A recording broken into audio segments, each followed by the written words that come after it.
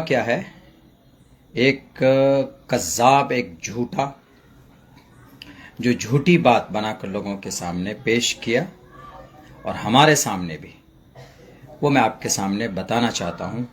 और तब आपको समझ में आएगा कि कितनी बड़ी साजिश का यह हिस्सा है। जो कि हाट विधानसभा की सीट,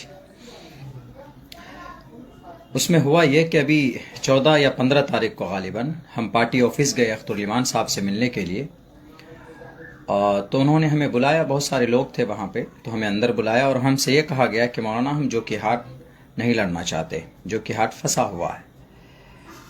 हमने कहा क्यों नहीं लड़ना चाहते? उन्होंने कहा कि सर्वे सही नहीं है जो कि हाट के अंदर में, आप दोनों मिलकर भी नहीं जिता सकते, नहीं लड़ सकते। तो हमने कहा नहीं, जो कि जीतना चाहिए।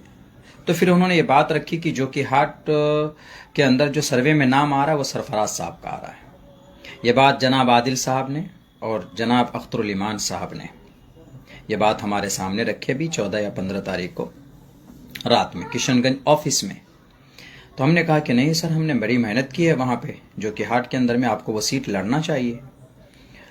और फिर उन्होंने कहा कि सर्वे में तो नाम उनका आ रहा। हमने कहा कि सर्वे उनका क्यों होगा, पार्टी में मेहनत हम लोग करें और फिर नाम किसी और का क्यों आ सकता, कैसे आ सकता है?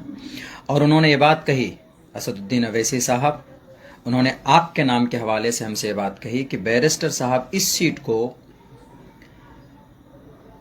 सरफराज साहब को देना चाहते हैं, उनको लड़ाना चाहते हैं।